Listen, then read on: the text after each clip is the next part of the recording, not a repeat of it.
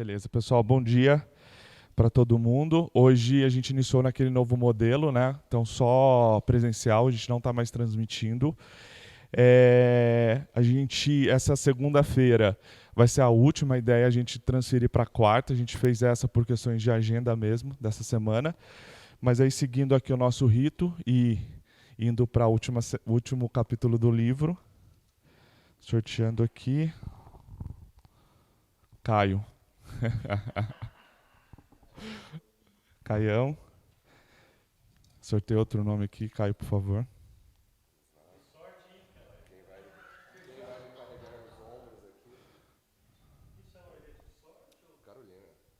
Carol.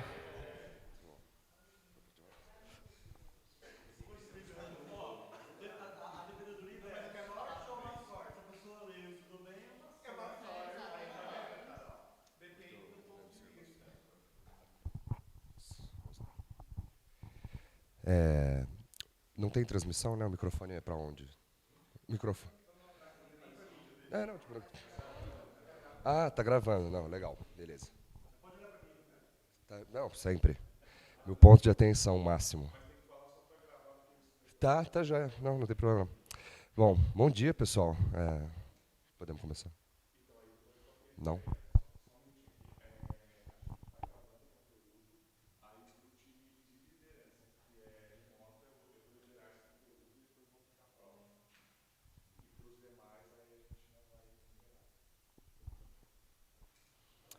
Legal, beleza. Bom dia, pessoal.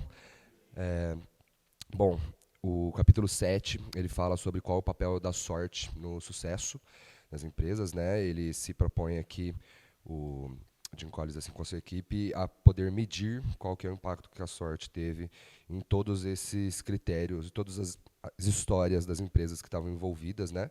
Sob uma possível análise de que tudo que tinha sido observado no livro até agora pudesse ser irrelevante perante a eventos de sorte, né? E o capítulo começa com a história do Deli e do Donini, que são aparentemente dois amigos que estão fazendo uma escalada numa montanha no Alasca. E eles estavam já, se eu não me engano, a 300, estava em pés, né? 300 pés de chegar no cume. E eles estavam fazendo aquela escalada de enfiar com o pé que tem a ponta de afiada.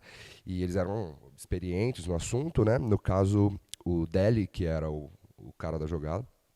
E quando eles estavam para chegar lá em cima, ele acaba tentando segurar numa pedra meio solta, o negócio despenca, se eu não me engano ele cai tipo 100 metros, né? Um negócio absurdo assim.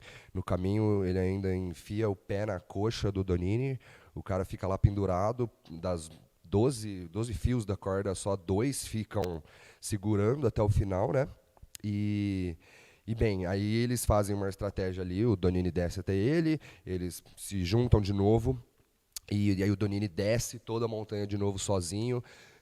Quando ele chega no pé da montanha, ele ainda teria que voltar até o acampamento dele, ainda teria que voltar até a base de resgate.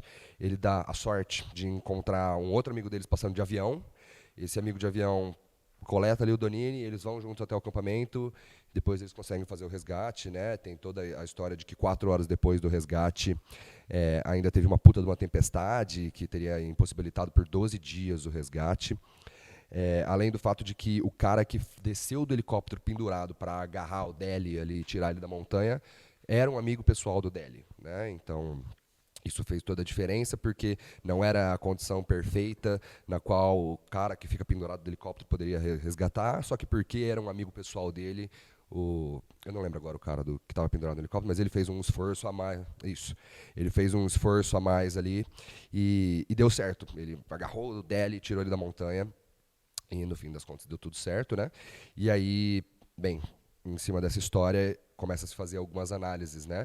Será que o Deli é um puta do sortudo porque ele deu a sorte do avião passar na hora certa, deu a sorte do cara que foi resgatar ele ser amigo dele, deu a sorte de o Donini dar conta de fazer tudo, de os 2 fios finais da corda ficarem aguentando, ou, na verdade, ele sobreviveu porque, durante o período em que ele estava esperando o Donini retornar, ele estava fazendo todas aquelas sequências de movimentos com os braços, né, para se manter concentrado, e porque ele tinha, na verdade, amizades com esses caras, e porque ele tinha escolhido o Donini exatamente porque ele sabia que era um montanhista experiente, que daria conta de fazer esse tipo de coisa, né? Ou seja, foi precavido, seguiu todos os outros passos que a gente tinha analisado, né, de disciplina e criatividade e a paranoia. E a paranoia, né? Bem, o capítulo abre com isso. E quer comentar sobre essa história? Ou? Um dos pontos que ele fala, até um pouco mais para frente do livro, é que a sorte não é o quê, e sim quem. Então, quem está do seu lado, quem você escolheu para te ajudar naquele momento, e eu acho que aqui cabe bem isso, né? Quem? Então, era o Donini que estava do lado dele, que é extremamente preparado, o amigo dele do helicóptero. Se não fosse isso, ele não teria sobrevivido. Além das questões da preparação, o tipo de corda que estava ali. Então, assim, não foi sorte. Ele poderia ter escolhido um outro tipo de corda que não ia ficar os 2 fios segurando ele, ou os outros equipamentos, a preparação, como o Caio falou, dos exercícios. Então, é um pouco disso. Avançando um pouco mais, eles definiram aqui quais são os critérios para ter sorte ou não, e analisaram todas as empresas e seus comparativos para eliminar todas as questões de foi sorte, não foi. Então, eles viram que as empresas 10 vezes não tiveram mais sorte do que o comparativo. Poderia ter tido sorte no começo, que isso faria uma vantagem ali. Elas não tiveram sorte no começo. Da mesma forma, as empresas do comparativo não tiveram azar no começo, que isso também definiria um problema, né? Uma desvantagem. E também analisaram a sorte ao longo do tempo, porque isso. Então, não vimos isso. Então, o que eles disseram é que é o que você faz, é o retorno, o que você faz com a sorte, né? E não a sorte em si, a boa sorte ou a má sorte. Eles deram o exemplo da Southwest, da empresa, né, de aviação, que na primeira semana que foi decolar, o 737, se eu não me engano, o avião quase caiu, né? Na primeira semana da empresa. Então, assim, isso é uma má sorte, né, que poderia determinar o fim da empresa. E o piloto que estava lá, teve toda a destreza, toda a técnica para fazer com que o avião não caísse. E o que eles falam aqui também, uma má sorte pode ser definitivo para você acabar com a sua empresa. Nesse caso seria, mas teve o quem ali. Se não fosse, talvez, aquele piloto e as habilidades dele, talvez seria o fim da Southwest.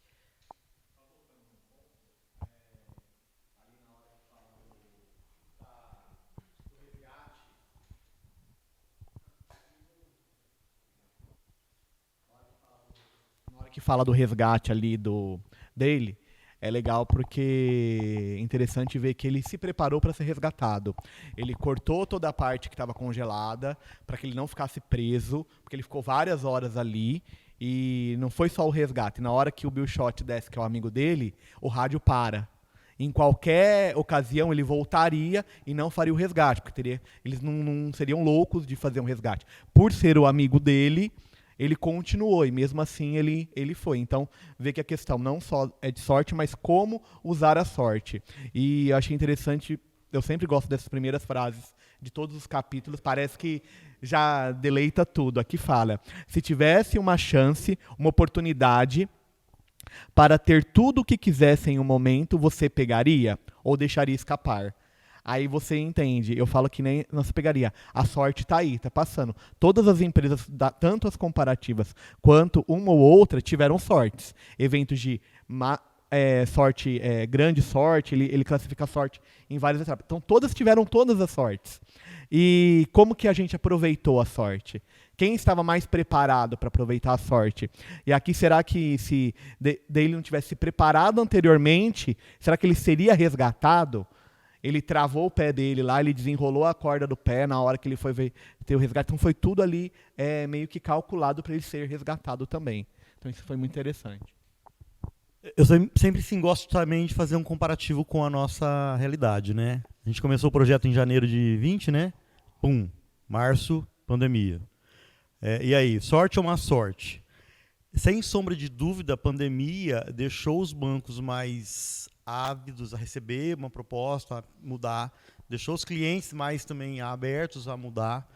E nessa esteira, acredito que a gente conseguiu avançar. O que talvez em outro cenário demoraria mais de 3, 4, 5 anos, no cenário da pandemia as coisas aconteceram mais por forma remota, né? As reuniões, que antigamente o pessoal era muito mais resistente a fazer. Então, na nossa própria história tem esse evento, né? Era sorte ou má sorte? Diante do cenário, como todas as empresas, várias empresas, a gente observou uma oportunidade e seguiu, né? Com muita dedicação, muito sacrifício. Sim.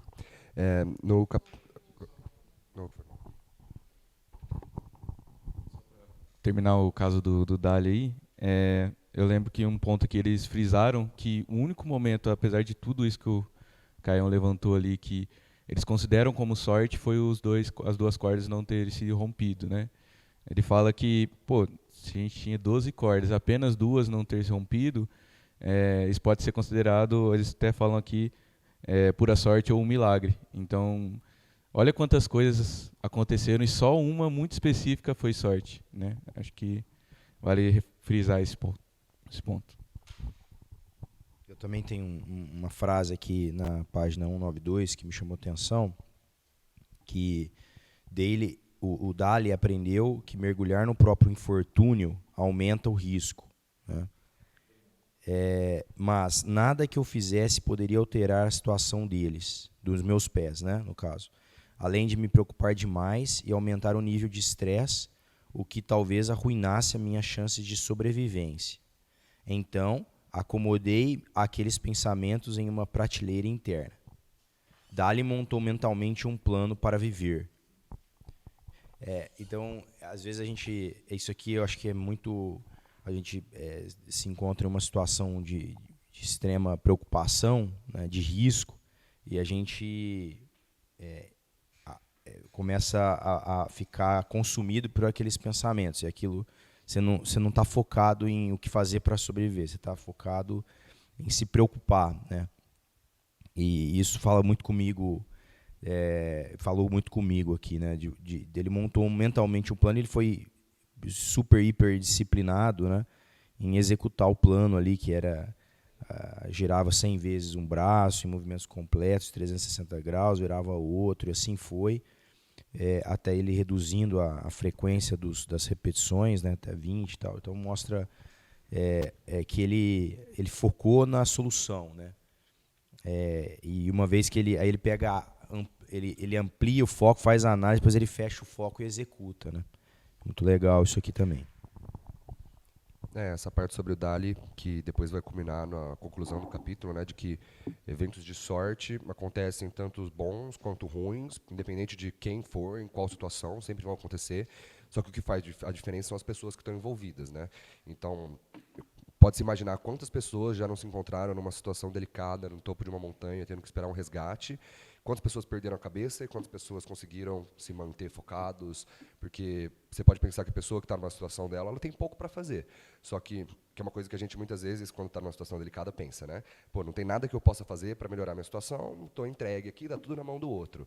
Mas não era esse tipo de situação. Se ele tivesse se desesperado, se ele não tivesse se soltado quando o cara veio buscar no helicóptero, né, ele estava numa situação que ele tinha pouco para fazer, só que o fato dele ter se comportado de um comportamento 10 vezes, né, foi o que fez a diferença, na verdade. Então, é uma situação apertada, mas ele fez tudo o que tinha que fazer da maneira correta.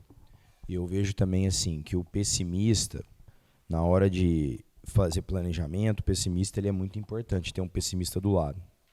Só que na hora que está o problema, não é bom ter um pessimista do lado. Assim, é verdade, isso aqui pode ser o fator de morte, inclusive, né? Porque ele te puxa para baixo. Então, na hora de planejar, na hora de você considerar as possibilidades, ter o pessimista do lado ele é fundamental. Ele faz enxergar onde pode dar errado, né? Só que na hora que está no meio do problema, se todo mundo não estiver acreditando, tiver fechado o foco e não abrir mais o foco para o pessimismo, né? Ele tem que fechar e ele tem que bloquear todo o pessimismo. Porque já aconteceu, nós estamos no meio da situação, agora fecha o foco, executa e tenha o máximo de otimismo possível. Então, a dose de pessimismo antes é boa. Quando o problema está instaurado, é péssimo, né? Então, isso é importante a gente classificar a hora da gente abrir e fechar o foco, porque depois que você fecha, você não pode tolerar o pessimista do lado, né? Passou o tempo do pessimismo, agora foca, fecha o foco aqui, executa, esquece o pessimismo. Agora nós temos uma chance de sobreviver. E a hora que ele fecha o foco aqui, dele aprender a mergulhar no próprio infortúnio, aumenta o risco. Mas nada do que eu fizesse pudesse vai alterar minha situação, além de me preocupar demais e aumentar meu nível de estresse. Talvez arruinasse as minhas chances de sobrevivência. Então, acomodei aqueles pensamentos em uma prateleira interna, guardou na gaveta e falou, agora eu tenho um plano e eu vou executar ele. Tchau, agora eu não te penso mais em você. Isso é uma coisa muito importante, né? Muito legal. É muito vinculada à confiança no plano, né? A pessoa vai olhar para aqui e falar, putz, a gente decidiu junto, vamos fazer e não importa se me surgir alguma coisa, né?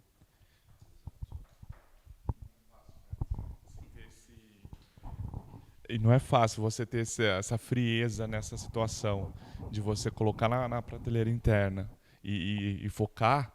De fato, tem que ter uma confiança e também tem que ter tido uma estratégia muito bem estruturada, né?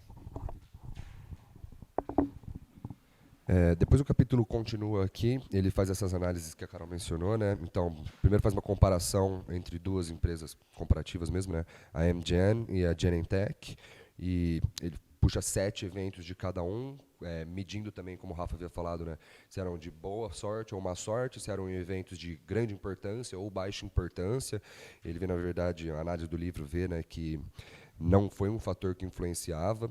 Ao medir também fazer a comparação entre todas as boas sortes e má sortes de todas as empresas 10x e as comparações, deu uma média de 8 eventos de boa sorte para as comparações e 7 para as que eram as 10x. Então, eles teriam, em média, menos eventos de boa sorte.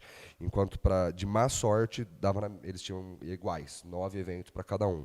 Então, deixava bem claro que não era por uma questão de mais sorte ou não. Sobre o tamanho desse evento, né, o que ele destaca que poderia ser um único grande evento que poderia, talvez, explicar que teria magnitude para isso.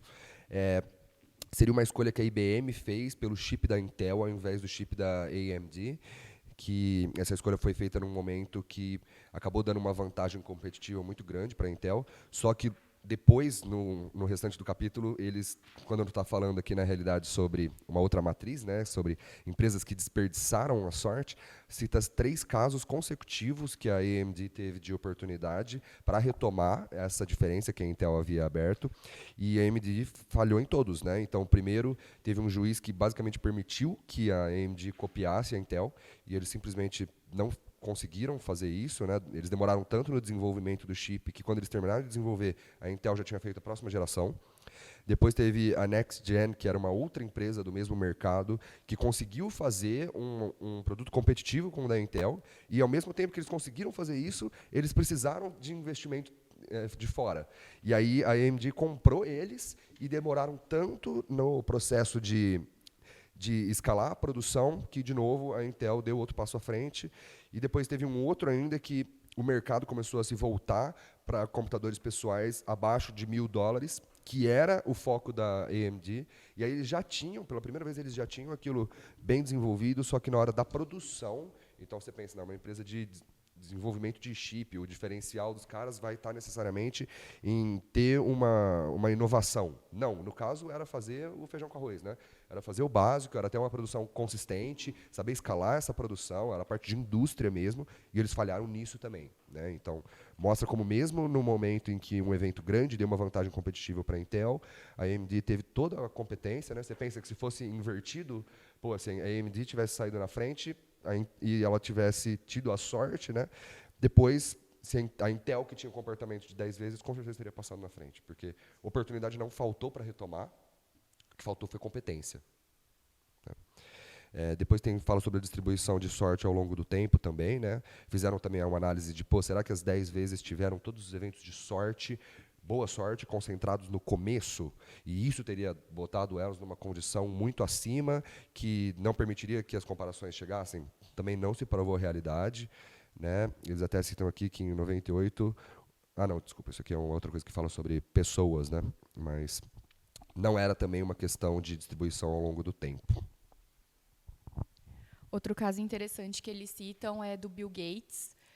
Eles começam falando que ele teve muitas oportunidades, que ele foi um cara de sorte porque nasceu numa família de classe média alta, estudou numa universidade que era diferenciada na época, em Harvard. E aí eles falam, Gates foi a única pessoa da sua época que nasceu na família de classe média alta? Não. Ele foi a única pessoa que estudou na faculdade, na melhor universidade? Não, teve muitas outras pessoas que também nasceram com essas condições. Mas o que ele fez para fazer a diferença foi o que ele usou, as circunstâncias que ele usou. Aí até aqui eu grifei uma parte que fala: quando observamos líderes 10 vezes, vemos pessoas como Gates, que reconhecem a sorte e a agarram. Líderes que se apoderam dos episódios de sorte e fazem deles muito mais do que qualquer outro faria. O que os diferencia é a habilidade 10 vezes de obter um elevado retorno sobre a sorte em momentos críticos. Esses líderes abrem o foco para reconhecer um episódio de sorte, que um episódio de sorte ocorre, e para pensar se devem ou não deixar que esse episódio mude seus planos. Então, mais uma vez, as pessoas, as tomadas de decisão.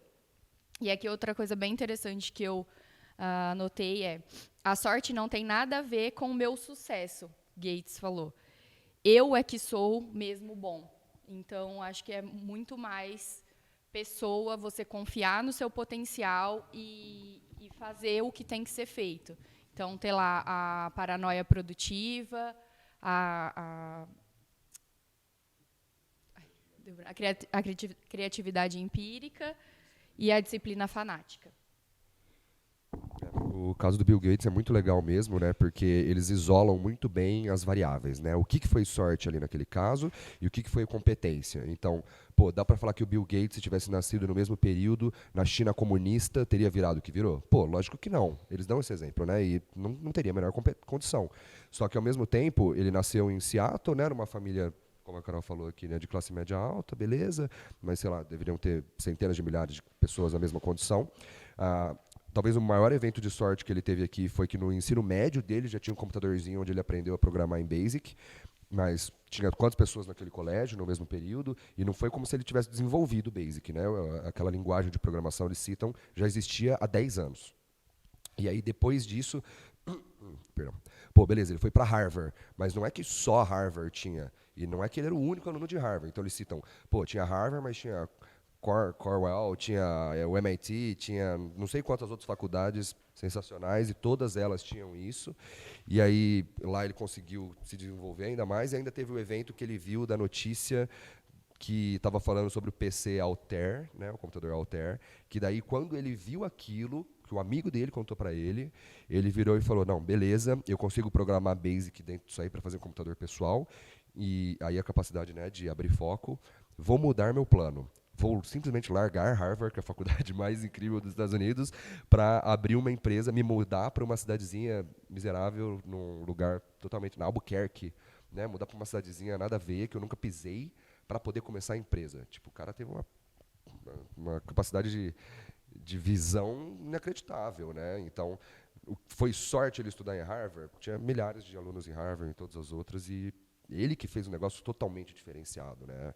O caso dele é muito explícito o quanto ele, na verdade, é muito diferenciado em relação à sorte, né? O outro caso aqui, que eu ia estar na hora errada lá, era da Amgen, que eles estavam falando sobre qual foi o CEO deles, né, o Gordon Blinder aqui, sobre qual teria sido o maior evento de sorte, mais importante dentro da companhia. E aí tinha uma lista lá, todo mundo estava esperando ele falar sobre o momento que fez o IPO, o momento que o produto deles foi aceito na FDA, lá, que é a entidade regulatória. E, na verdade, ele cita que o maior evento de sorte foi quando o taiwanês, que é o Fu Ken Lin, viu a oportunidade de emprego num papelzinho, num poste, porque o cara era sensacional, genial. Não só era genial, como ele foi o cara que, durante 2 anos, ficou desenvolvendo o produto sensacional, trabalhando 16 horas por dia, incluído feriado.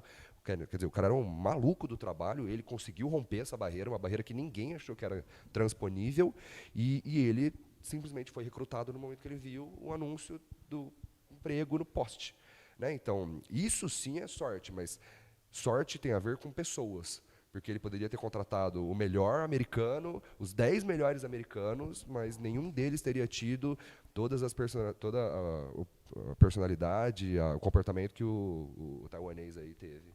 E, pô, rompeu uma barreira que aí sim fez a Amgen ficar tão à frente do restante, né? No final do capítulo, é dividido em... Eles fazem mais ou menos uma matriz, né, entre como você se comporta perante a sorte e se é um evento de boa sorte ou má sorte, né? Então, o primeiro seria desperdiçando sorte. Eu ia fazer uma base assim, para daí ficar mais fácil de comentar em cima, mas se quiser falar agora, já manda ver. É que você tem a história das vacas lá, mas depois a gente coloca nela. Está na frente ainda das vacas, né? O das vacas é o segundo ponto aqui. Eu vou citar, daí você fala. Vamos combinar. Eu tenho anotado aqui também. Mas aí o primeiro evento lá de desperdiçando sorte era o caso da AMD com a Intel. O segundo caso é o da Progressive, né, que é o de seguros, que daí o Peter Lewis, que é o cara que estava fazendo a empresa começar no barn, que fala, né, como que é?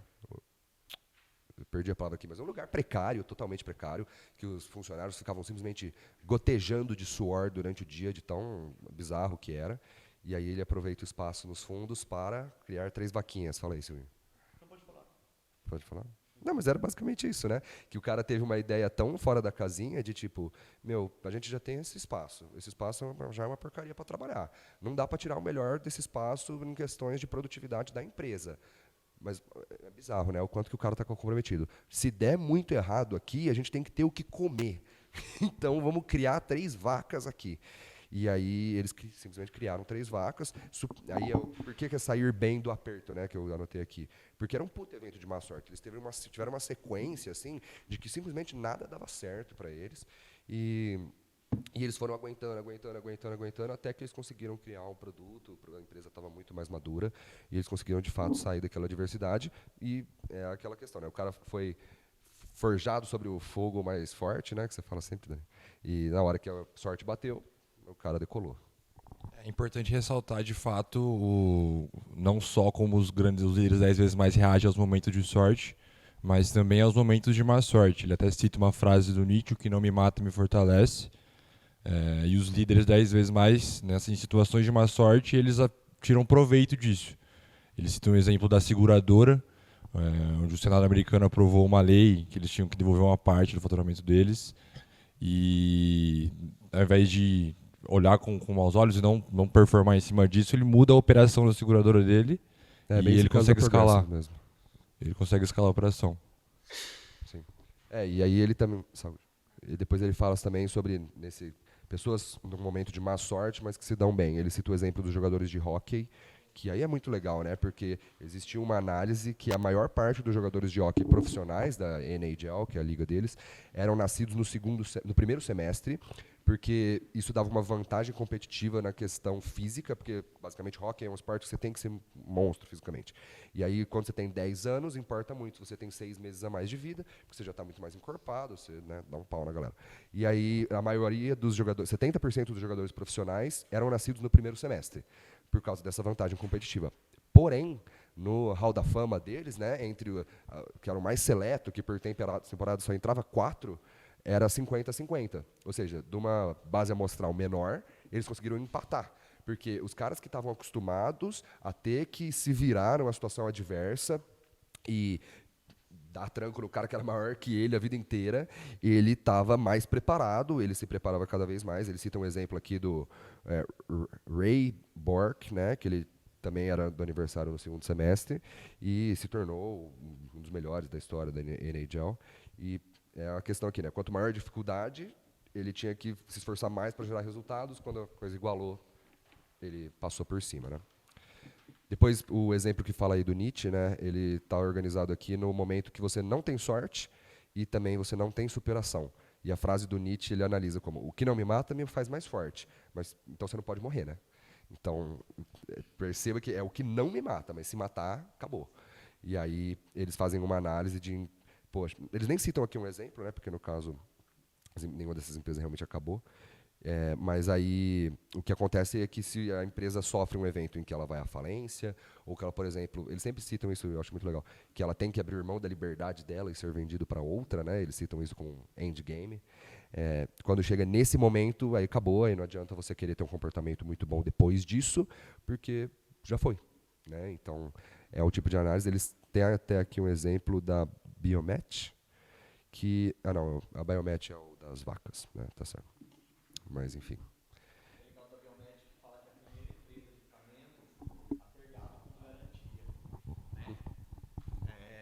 E ela teve alguns eventos que ela precisou do gado para se restabelecer financeiramente. Então isso é legal. De um case aconteceu isso. Posteriormente isso, aqui o caso eu até grifei bem, que fala que a sorte não é uma estratégia, né? E eu queria ler aqui que fala assim: a vida não oferece garantias, mas nos apresenta estratégias para administrar as dificuldades, até mesmo para administrar a sorte. A essência de administrar a sorte envolve 4 aspectos. Primeiro, que é cultivar a habilidade de abrir o foco para reconhecer a sorte quando ela chega. Então isso é uma habilidade que a gente tem que ter para conseguir enxergar, porque às vezes você não entende aquele ambiente como sorte e você deixa ele passar. Então tem que ter essa habilidade para abrir o foco nesse sentido. O segundo é desenvolver a sabedoria para enxergar quando se deve e quando não se deve deixar que a sorte interrompa os próprios planos. Porque mesmo que haja sorte, às vezes você vai ter um plano para seguir. Você vai abortar o que você já está seguindo para usar a sorte. Você tem que ter experiência madura para entender se você vai usar aquele evento, sim ou não. Estar suficientemente bem preparado para suportar qualquer inevitável golpe de má sorte, que foi os casos até da Biomet ali que fala, quando ela teve golpes de má sorte, ela usou a sorte de ter um espaço para criar gado, e aonde ela vendeu o gado posteriormente para ter financiamento.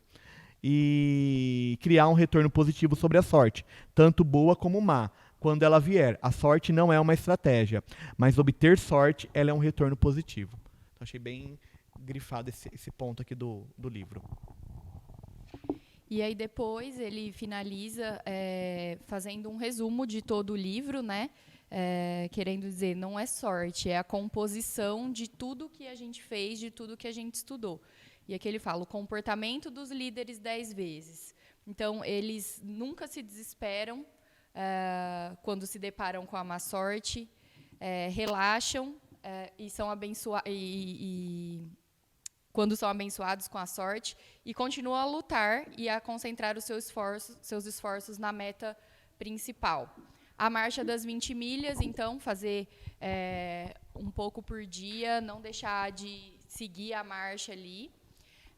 As balas de revólver, então aqui ele até cita, as balas de canhão mal calibradas precisam da sorte para que as coisas deem certo, as bem calibradas não. Então, mais uma vez, não contar com a sorte. Liderar acima da linha da morte. Então, como administram os 3 tipos de risco. Risco na linha da morte, risco assimétrico e risco não controlável, que diminuem a possibilidade de uma catástrofe diante de um episódio de má sorte. Abrir o foco e depois fechá-lo para decidir se vale a pena mudar os planos, como o Rafa disse. E o EMC, né, que vai determinar aí o que não deve ser mudado e seguir para que sempre a gente tenha os bons resultados. É isso. Complementar, Augusto? Eu pensei a mesma coisa que você citou agora, porque para mim esse capítulo foi muito interessante e faz muita referência às 20 milhas. Porque ou a gente pode se auto-sabotar nos momentos de eventos de má sorte, ou a gente pode usar ele para alcançar o sucesso. Eu comecei a pensar, cara, eu quero ter sucesso na má sorte, não na boa sorte. Por exemplo, teve um operador mês passado, todo mundo sabe que é Inferno Astral? Começou a ter eventos ruins e começou a culpar o Inferno Astral pelos ocorridos, ao invés de usar o período de má sorte para obter sucesso. E no final acabou que teve um resultado um pouco melhor do que já havia performando. Então, a culpa não é das estrelas, a culpa é como a gente reage a cada evento. E isso mudou muito o meu mindset, porque agora eu só quero ter sucesso na má sorte. Na boa sorte, óbvio, vou aproveitar. Mas se eu tiver mais sucesso na má sorte, eu acho que eu vou me sentir muito mais realizado do que nos momentos de boa sorte. E também, assim, o que não nos mata fortalece, né? Porque nesse paradoxo não tem a morte, né? Não tem o fracasso, tem a experiência, e depois você vem, aquilo te fortaleceu. Hoje o Dani sempre fala que ele é um homem muito mais aprimorado, muito mais sábio e inteligente, pelo que já viveu. Aquilo que não matou, fortaleceu. Algumas pessoas poderiam, né, morrer diante de um cenário. Mas não, sempre é um passo à frente, sempre existe a possibilidade de fortalecer. Vai depender de como a gente enxerga a situação, né?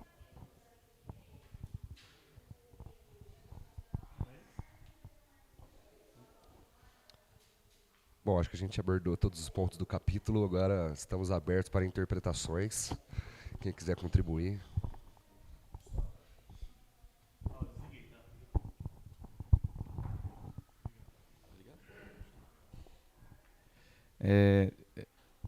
Esse último ponto que a Carol falou, sobre um resumo ali, né, o que a sorte influencia em todos os casos, eu me lembrei muito do comecinho dos capítulos ali, que ele basicamente entregou pra gente que a sorte, a gente não deveria confiar na sorte. Logo no começo ele fala que no meio das instabilidades a gente não poderia se dar por vencido e sim teria que fazer cada passo desse aqui. E aí quando eu estava lendo essa parte especificamente, eu tive esse insight, falei, putz, o cara entregou pra gente isso lá no começo do livro e agora está concluindo. É interessante porque eu não tinha tentado naquela hora, eu tentei, mas agora tudo fez mais sentido, né?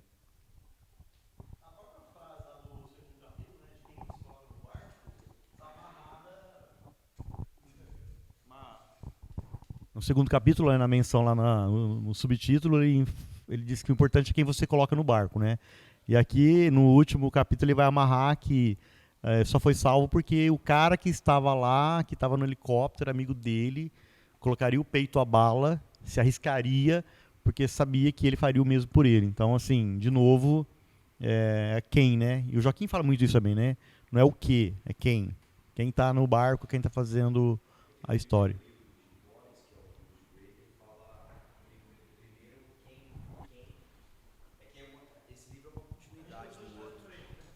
Mas ele é mais completo, esse livro é mais completo.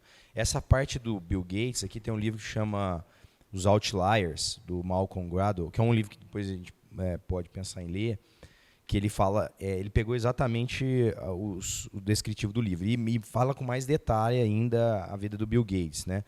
Bill Gates, com 8 anos de idade, ele morava perto da universidade, que tinha o computador lá com aquelas especificações. E ele e a mãe dele notava que ele acordava muito cansado todo dia, assim, mas muito. Parecia que ele não tinha dormido. O que ele fazia? Ele pulava a janela e ia programar. Ele combinava o jogo com o porteiro. Ele pulava a janela e ia programar na universidade à noite, madrugada. Isso de forma muito regular, aos 8, 9 anos de idade. E ele fez isso até os 14. E ele foi confessar para a mãe depois dos 14 anos. Olha a gana que o cara tinha. Com 17, ele já tinha as 10 mil horas de trabalho, que é a hora quando você alcança nível de excelência. No livro do Outlier ele fala isso, né? no livro do Outlier ele pega vários casos, assim, tipo, ele pega analisa o caso dos Beatles. Por que eles fizeram um tamanho sucesso? Porque os Beatles tocavam em Amsterdã, só que eles tocavam, Amsterdã você tinha show das 8 da manhã até não sei que horas da noite. E eles tocavam, muito jovens, tocavam durante o dia todo, vários dias seguidos e não paravam de tocar. Então eles acumularam uma experiência. Aí fala um pouquinho dessa história. E o Bill Gates ele estava muito preparado para a situação, né? Apesar dele ter uma conjuntura muito parecida com muitas pessoas, né, de classe média alta, que moravam naquele território, que viveram nos Estados Unidos. No Outlier ele explica, ele fala assim, o cara que tinha que estourar na internet tinha que ter nascido entre o ano 1970 e pô, sabe assim, ele vai começando a fazer a análise. Quem nasceu nessa época? Aí ele pega todos os caras que fizeram grande sucesso na internet, foram os caras que nasceram, foram todos contemporâneos. Aí mostra lá o Steve Jobs, o não sei o quê, todos eles nasceram com 2 anos de diferença. Nas mesmas regiões, nos Estados Unidos, sabe assim? Ele começa a fazer uma análise técnica. É bem legal. E aí você vê que o cara usou a sorte, né, a favor dele, ou a má sorte a favor dele. E você vê em todos eles um fanatismo, uma paranoia, né, maluca, né? Esse cara aqui, que eu até fiz o grifo dele aqui, do Fuquan Nguyen, aí, o taiwanês, você imagina, né, o cara ter trabalhado 16 horas diárias por quase 2 anos ininterruptos, né? Olha que doente mental, né? O cara, ele não olhou mais para nada, ele fechou o foco. E um homem gerou um valor de $1 bilhão para a companhia. Isso no período que foi $1 bilhão, no período que foi contabilizado, porque depois continua, né? Quando você cria uma fórmula, ela performa por dezenas de anos, né? Então, o que um cara determinado, focado, fanático pode fazer, né? E eu vejo também assim, olha, começou esse negócio. Olha, nós começamos, acho que nós estamos na 5ª semana.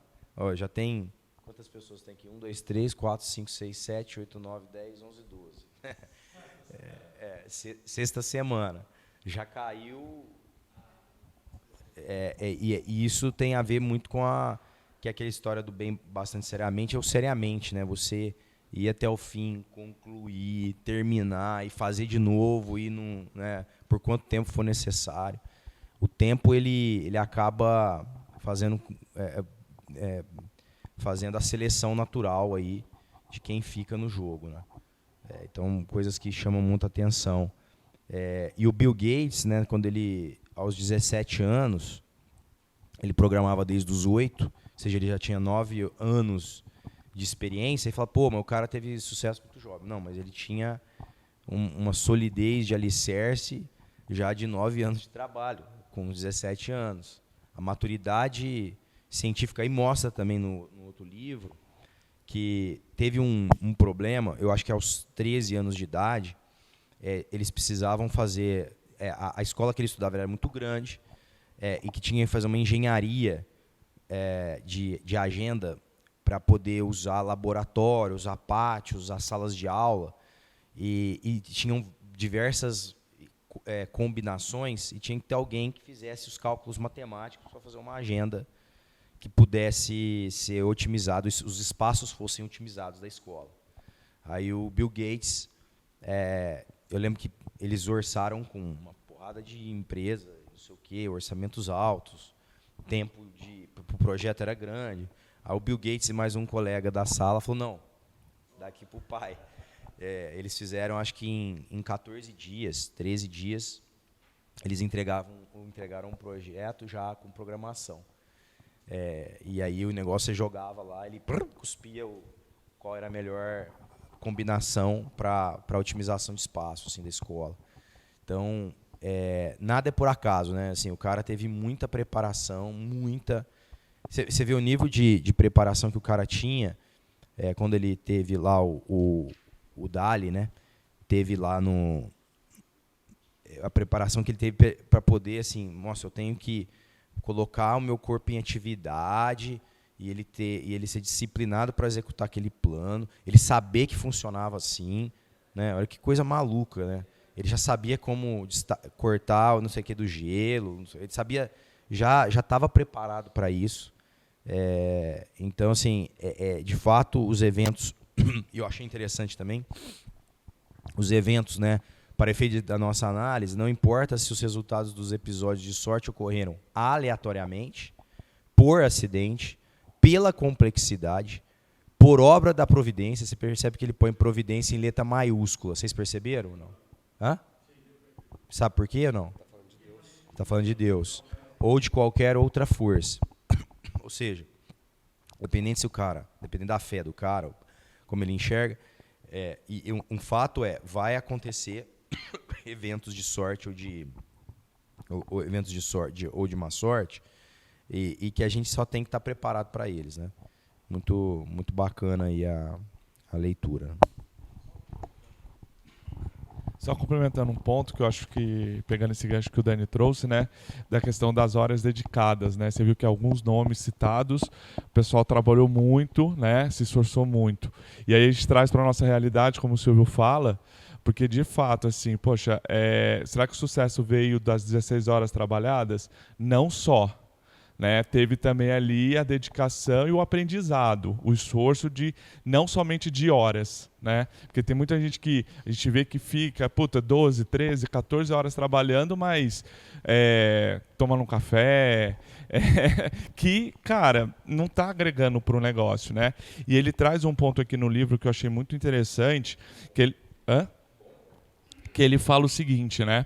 Ao longo da nossa análise, tivemos o máximo de cuidado em diferenciar sorte de resultado, né? Porque tem todos os pontos de resultado que ele classifica, mas assim, cara, uma coisa não corresponde à outra, né? Um empreendimento pode ter má sorte e ainda assim gerar bons resultados. Da mesma forma, uma empresa pode esbanjar boa sorte e acabar tendo maus resultados. Então, acho que isso é um ponto muito importante para a gente, assim, poxa, primeiro, não só depender de sorte, acho que o esforço com resultado ele é extremamente importante, mas, ao mesmo tempo, não jogar a culpa somente para a má sorte, né? Então, queria complementar esse ponto também. O Dani estava falando do Bill Gates, tem uma série no Netflix que fala sobre ele, conta como ele chegou onde ele está, e é bem interessante de assistir. Para quem não... Conta também um pouco da rotina atual dele, etc. Então, para quem quiser dar uma pesquisada, que é bem interessante. Eu acho que o Zamboni trouxe um ponto interessante. 16 horas focados, né? Tem muita gente que trabalha até mais que isso, mas quão produtivo nós somos, né? Quão focados nós somos, quão planejados nós somos. Pode ser 8 horas bem melhor gastas do que 16 de muita gente, né? Então, a forma como a intensidade, a forma, o não desperdício, tem muita coisa nesse jogo aí, né? Não é só as horas, mas é a qualidade dessas horas, né? Quando o cara chega nesse nível de empenho, é aquela história de que ele dorme com o problema, né? E aí ele dá tempo para acontecer um insight, mudar uma perspectiva, e aí o mesmo problema que ele pode ter emperrado por algumas semanas, de repente clica e ele acha a solução, né? Como ele não vira a cara em nenhum momento, porque 16 horas por dia trabalhando, né? Ele comia rapidão, dormia e trabalhava, comemos, dava um alô para a família e boa. E ele estava o tempo inteiro, é aquela coisa, às vezes acorda com a solução, né? Durante o sono a cabeça está funcionando ainda e às vezes vem uma resposta. Ele estava nesse nível. Isso é uma coisa, até tem um livro chamado O Poder do Foco, que ele fala sobre isso, né? Porque quando você dorme com o problema, o seu subconsciente trabalha na resolução daquele problema e o subconsciente é mais inteligente que o consciente. Então, quando você vive aquilo seriamente, né? Você dorme com o problema, de fato, eu vivo muito essa experiência, assim, dormir com o problema, acordo com uma ideia natural, assim, ou seja, você deixou seu subconsciente trabalhando e acorda com a solução ali, né? Muitas vezes não é a solução, mas é uma ideia.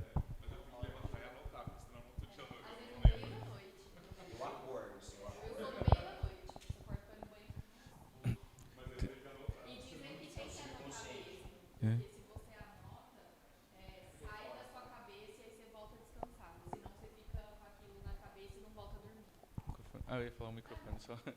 É de boa. Esse negócio, Dani, tem até uma piada na área de desenvolvimento, porque é muito comum acontecer com o desenvolvedor. Porque a gente, muitas vezes, principalmente quando está início de carreira, você fica travado. Está tentando ter uma solução para algum problema ali. Você fica travado, tentando resolver. E, assim, muitos memes falando sobre isso, né? Que você acorda de madrugada encontrando a solução, acorda de manhã com a solução, tomando banho. Cara, é muito comum mesmo. Eu imagino nas outras áreas sim, mas desenvolvimento virou até piada. É muito frequente. Exatamente. A dinâmica, eu imagino, né? É de lógica, né? Então. Toda hora se depara com um desafio lógico. Quantas reuniões, né? Eu falei, eu preciso dormir uma noite. Mais alguém, pessoal, quer complementar? A gente tem 4 minutinhos.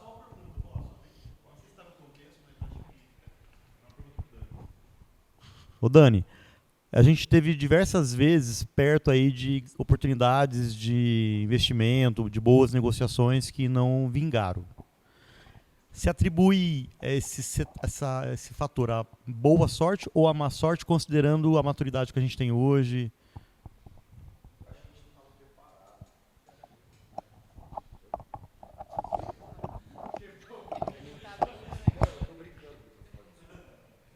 Eu acho que tem mais a ver com não estar preparado.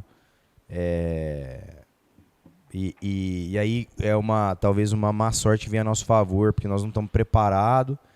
E aí não acontece, a gente fala, poxa, mas que sorte, não tivemos sorte. Não, porque eu acho que tivemos um caso lá que foi uma má sorte de um parceiro que estava fazendo uma fusão na época, foi a Localiza e a Unidas, né? Que tinha um deal ali para acontecer. Mas aí depois você vê, a gente não estava preparado. E isso vai colocando a gente... A gente não estaria aqui, talvez, se não tivesse... Então, eu acho que eu acho que pode ser... Depende do olhar, né? Eu acho que a gente não estava preparado. E a empresa ainda tem muita coisa para não estar num estágio assim de maturidade ainda. Você vê, a gente oscila ainda tanto sem precisar, ainda está fazendo mudanças aqui, ajustes no modelo que ainda... Ele não tá com um processo redondo e o nível de aderência aos processos ainda é baixa das equipes. Tem equipes que não têm mapeamento das suas atividades assim, de uma forma científica, né, de uma forma formal, em um processo bem construído. Então, assim, eu acho que a gente ainda está num processo de maturação que a gente ainda não soube e não pôde aproveitar alguns momentos de oportunidade. E nisso a gente está se fortalecendo. Mas eu acho que ontem a gente estava aqui, né?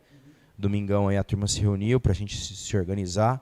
A gente vê, poxa, ainda tão pequeno, ajustes que precisam ser feitos, básicos. Então eu entendo que nós também não surfamos a onda, porque a gente não está preparado ainda. A gente, sendo bastante realista, ainda a gente é muito amador em muitas coisas, né? E temos que nos preparar. Quanto mais rápido a gente fizer isso, mais as oportunidades vão acontecer, né? Mais sorte a gente vai ter. No final do dia, aquele negócio, quanto mais trabalho, mais sorte eu tenho, é uma verdade, né?